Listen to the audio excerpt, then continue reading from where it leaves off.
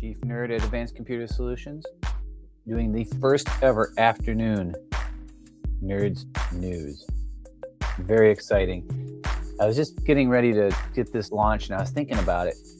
So the music you're hearing that is now slowly going away, it's called Feeding the Ducks. It's free with the software I use. It's such perfect music for an intro for a nerd. I love it. And the fact that it's called Feeding the Ducks, even better. Got some great stories today. We got a big bunch of buildup of stories, so every story is going to be banger, awesome, fantastic. I'm looking forward to it. But before we jump into the news, we must do our salute to small business owners. Had a great day today. Met with a fantastic manufacturer, client of mine. They've got plants in Michigan and Florida, and amazing, making parts, getting ready to start doing some Department of Defense, Department of War work. So got security that they got to do. It's just amazing stuff happening. I love working with our manufacturers, my favorite clients.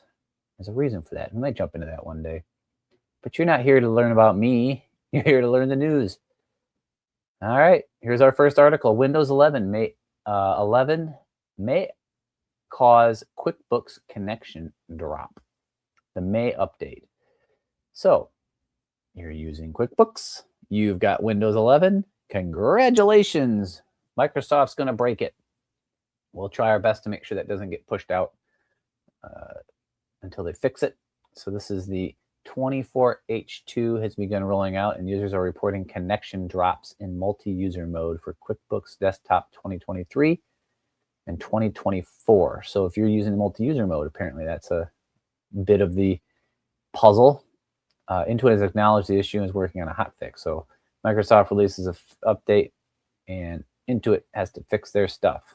Whatever. You know, Microsoft has a very complicated job. They've got a lot of software that runs, and they'll never know what's going to break when they release a new patch or a new update. And what you got to know is that oftentimes the developers are so lazy that they don't do things right up front, and so Microsoft fixes the lazy factor, and that breaks your software.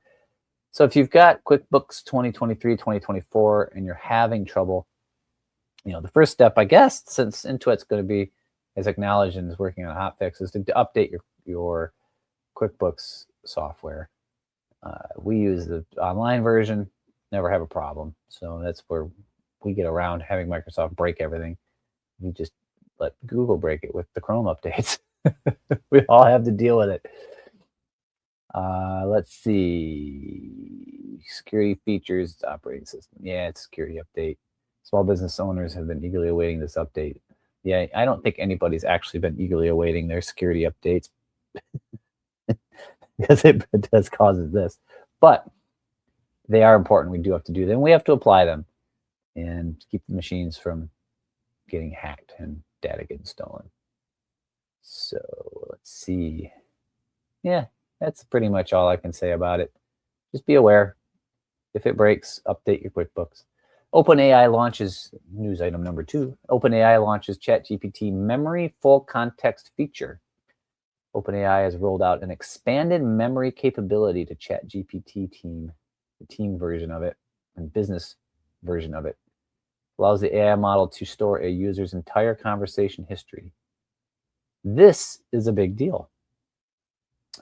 If you are using these AI models for long projects, the ability for it to remember what the heck is going on and what it did yesterday and what it did the day before and what it did the day before that is huge.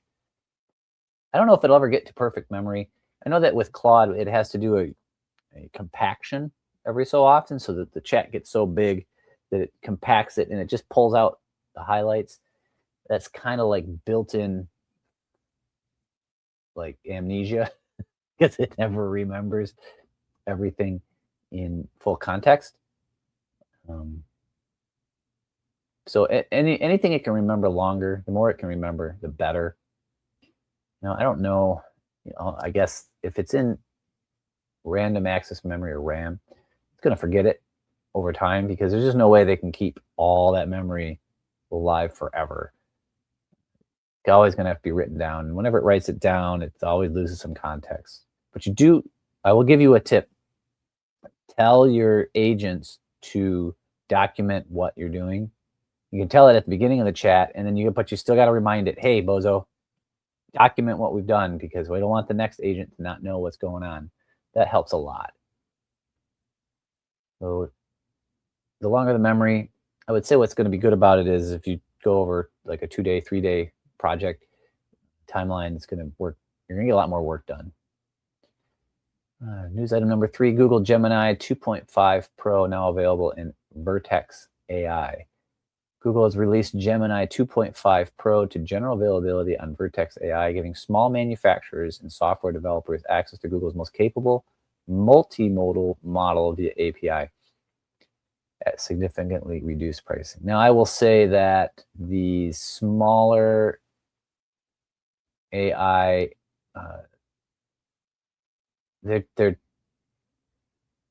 they are not very smart. I can't vouch specifically for the Google Gemini 2.5. I don't know, but I do know that these little freebie, cheapy ones, are just not as capable. You can do very specific things with them, but you can't give them free reign because they'll just start making stuff up. That's what they do. This is specific to manufacturers. Apparently, this is a good AI model for detecting and doing custom inspection and defect detection. I've had these kind of dreams. I don't know if dreams is the right word, but thoughts about, hey, we've got employees doing things and we need them to do the same things in order, right? We don't want them messing orders up, especially in manufacturing.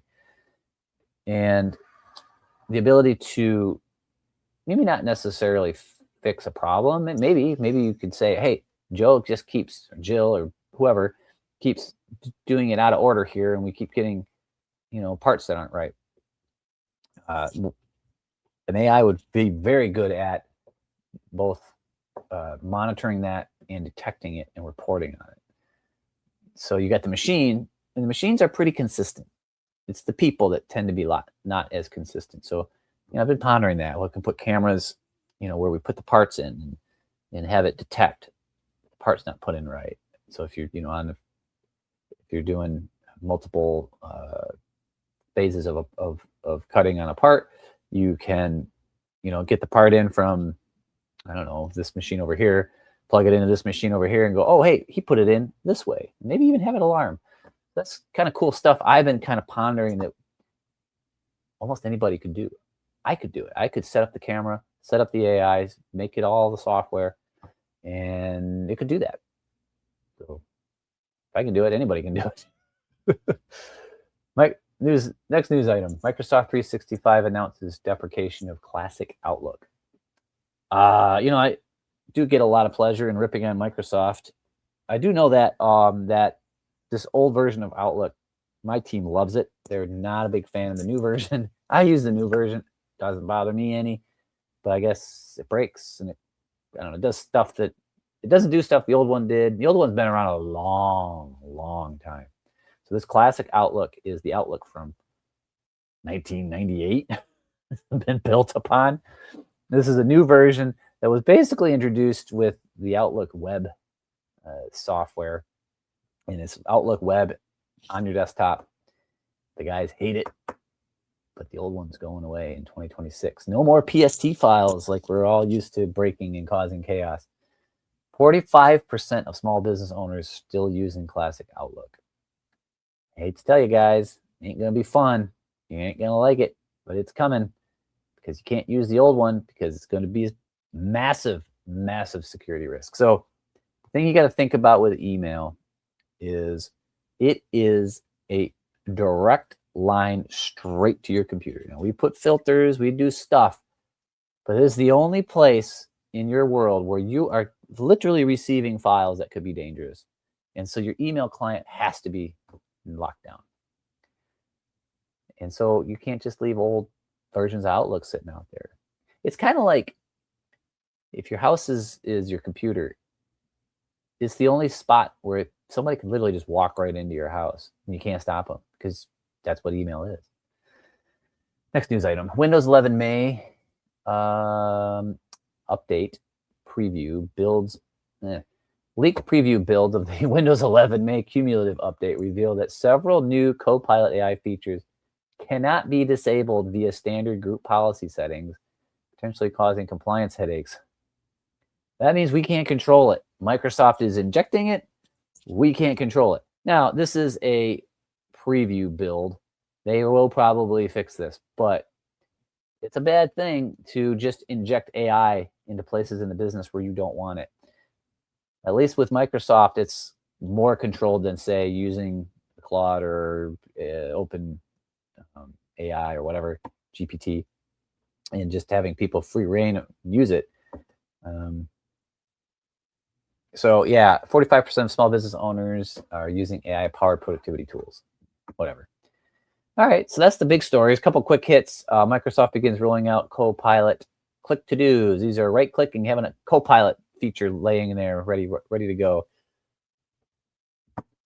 Oh, maybe. We'll see. I know that every Copilot feature I've seen, I've used and hated, so we'll see. Google Gemini 2.5 Pro now available in Vertex AI. Didn't we talk about that, Buff? Didn't we talk about that? Yeah, we did. It showed up twice in my feed. This is because I got so many news items that get piled up in my feed that I kind of confuse it when I okay it and work through which news items I want to use, because I use an AI to produce this show, and it can get a little confused sometimes, and that's all right. I will say this show wouldn't exist if it weren't for these AI enhancements, because I can't stomach doing all the work that goes into producing one of these shows.